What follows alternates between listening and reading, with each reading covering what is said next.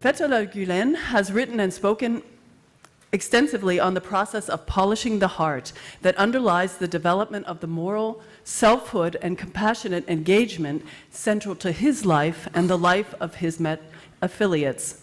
Gülen's vision of this process is based on early Sufi scholarship and on the Quran and Hadith. It is theoretical and abstract, rendering its practical application challenging. Nevertheless, affiliates who have never met him but view him as their guide undertake it in ever-increasing numbers. Historically promoted primarily by Sufis, but theoretically equivalent to adab, or proper comportment, elaborated in non-Sufi manuals, has recently become the focus of Islamic reform initiatives. Their experiences of affect in self-refashioning related it to 5 main themes: self-transformation through language, communal interconnectedness, Gülen's role as a guide and example, Gülen's passing, development through the performance of Hizmet. An environment of trust, love, and companionship surrounds Hizmet people. New quote. When you are surrounded by living examples of compassion and altruism, becoming filled with the desire to devote yourself to serving others is unavoidable. In my reading, at least, the central point is tafakkur, reflection.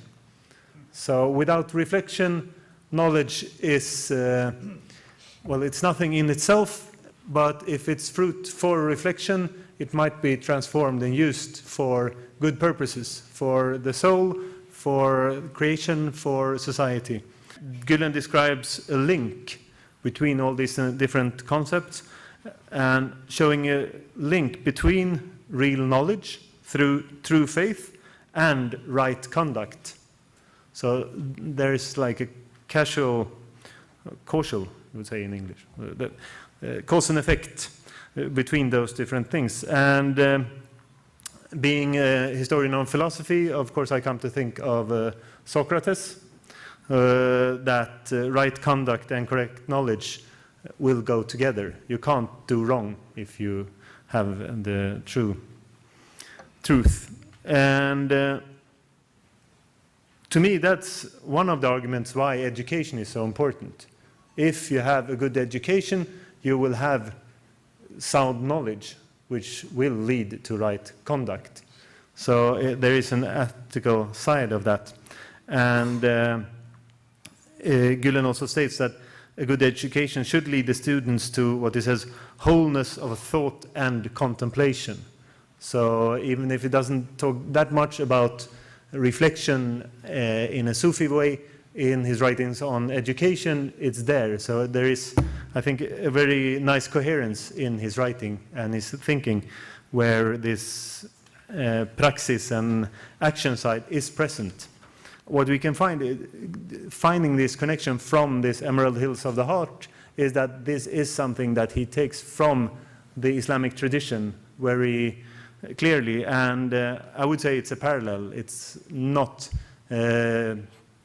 what do you say, influences from either side. It's rather parallel. He is in tune with society, so he sees the same kind of problems, and the ideas are responses to contemporary problems.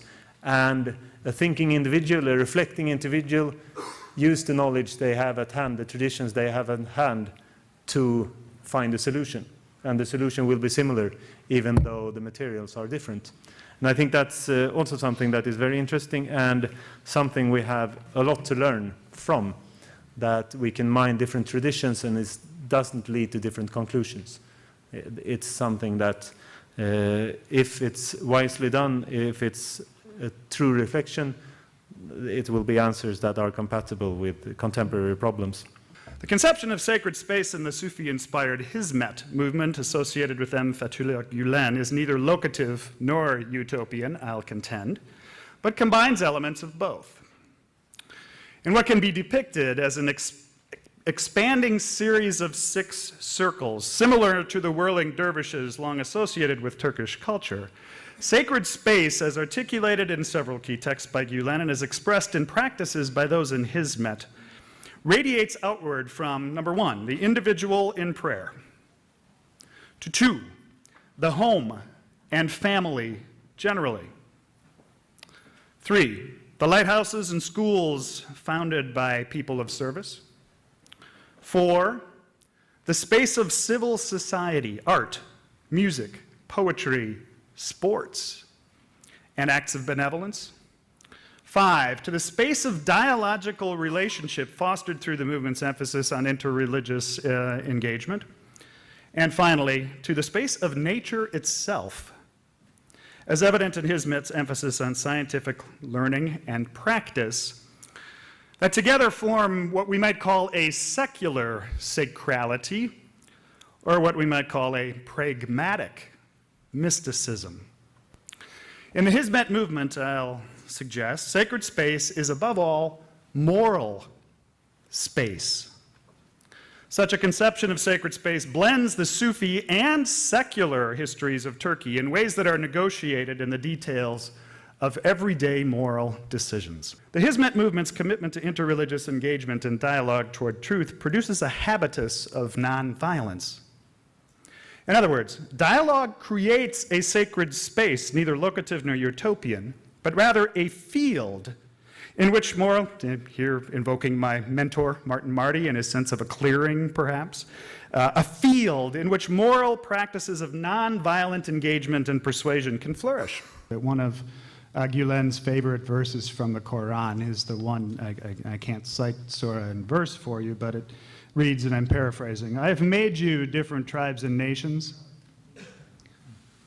so that you may know each other." Now, again, my translation may be off, but somebody who knows Arabic can help me out on that. But he quotes it all the time. And I think the way it gets instantiated or put into practice in the movement, 2 dramatic ways, would be through an event like this one, where we come from very different places, very different traditions, very different commitments, and yet we're learning together to recognize that difference and learn from one another how to live in peace. So the practice of interreligious dialogue and its central importance for him.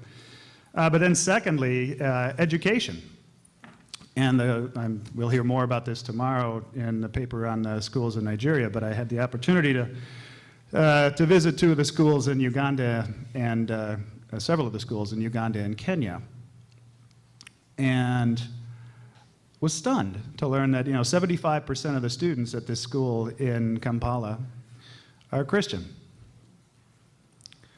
And here you have young men learning together, across the range of the curriculum from very different tribes and traditions, studying together, living together every day, and learning to live together in peace. And one last anecdote to sort of wrap this up. Last weekend, some of you know, was the American Academy of Religion meeting in Atlanta, Georgia, the professional guild of scholars of religion. And there was a session there on the upcoming election in Nigeria, taking place in 2011, and there's great concern. One of the speakers was the former U.S. ambassador to Nigeria, who, let's just say, was not very proud of the kind of things he had to say. Jacob Olapuna, on the other hand, was there from Harvard, spoke about possibility of the indigenous traditions building bridges and the fact that every Muslim is also a practitioner of some indigenous practices. The same is true of Christians. And so we need to think about the multiple identities of people. A young man came up afterwards and spoke and said just some eloquent things, and Nigerian, and I asked him, just out of curiosity, so are you familiar with Hizmet? And he said to me, "Oh, yeah, the Turks, sure, they're great. Lots of my friends, they tell me, they're with me, they're studying with me at Harvard." He's working on his Ph.D. at Harvard. He says, they tell me if it wasn't for the Turks, I'd be in Al-Shabaab. I'll leave it there by way of knowing the other and the possibilities and the ways the movement builds that into place. I believe the Hizmet movement very clearly is on the side of the peacemakers because within Hizmet, sacred space is moral space.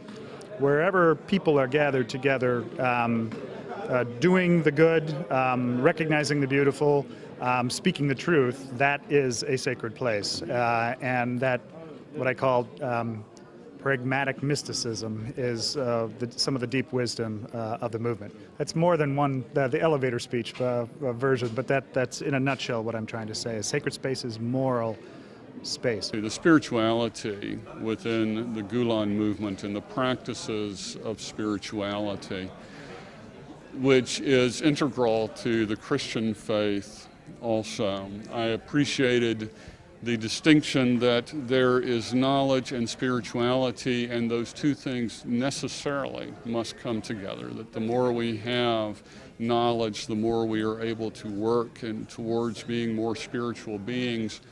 I especially appreciated in this last presentation the talk about sacred space within the Gulen movement and how the sacred space begins with the individual and moves out in successive rings to essentially encompass all of humanity and all of the universe that God has given us. Again, I could almost take this whole cloth into Christianity, but it's good for me to know that Muslims feel much the same way I do.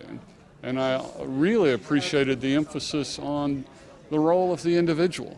As a Christian, in America, I see images of Islam around the world, and it seems to be mass behavior, almost cultism.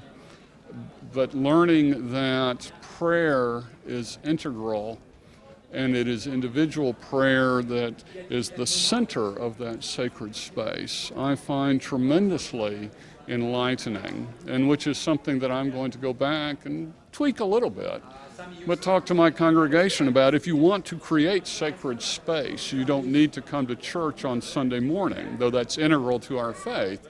You need to stop and pray, and the act of prayer will create sacred space.